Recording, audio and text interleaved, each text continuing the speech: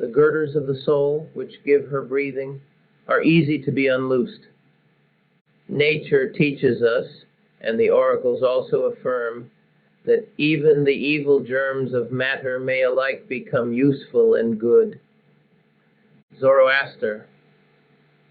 comparable to the Alf Layla wa Layla itself, a very Tower of Babel, partaking alike of truth, both gross and subtle, inextricably interwoven with the most fantastic fable, is our view of the herb Hashish, the herb dangerous.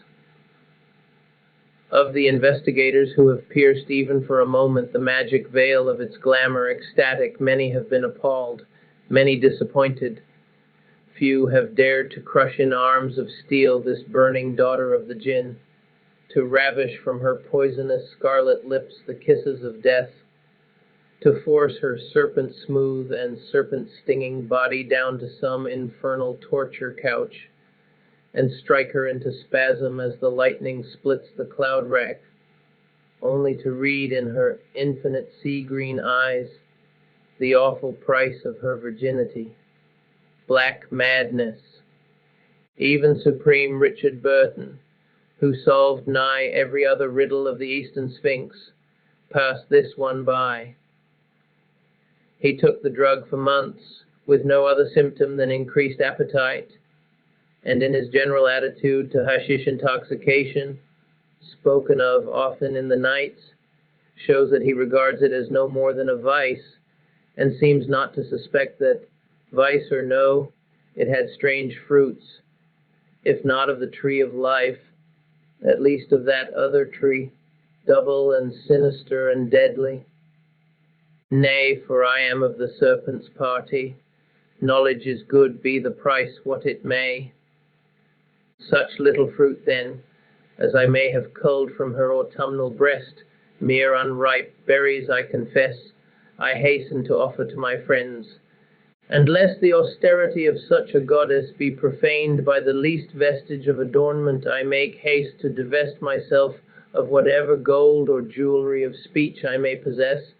to advance my left breast bare, without timidity or rashness, into her temple, my hoped reward, the lamb's skin of a clean heart, the badge of simple truthfulness, and the apron of innocence,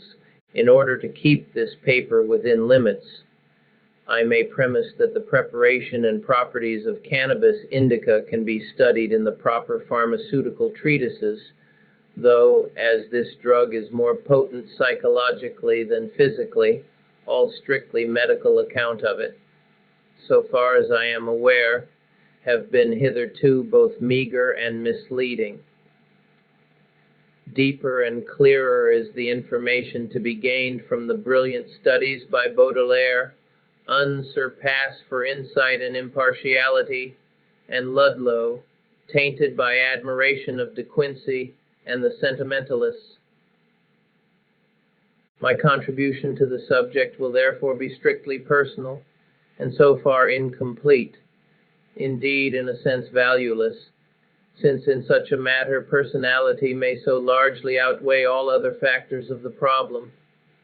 At the same time, I must insist that my armor is more complete in several directions than that of my predecessors, inasmuch as I possess the advantage not only of a prolonged psychological training, a solid constitution, a temperament on which hashish acts by exciting perception, sanya, quite unalloyed by sensation, vedana, and a perfect skepticism, but also of more than an acquaintance with ceremonial drunkenness among many nations and with the magical or mystical processes of all times and all races. It may fairly be retorted upon me that this unique qualification of mine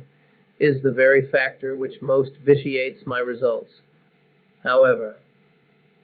with the question of intoxication considered as a key to knowledge, let me begin, for from that side did I myself first suspect the existence of the drug which, as I now believe, is some sublimated or purified preparation of cannabis indica.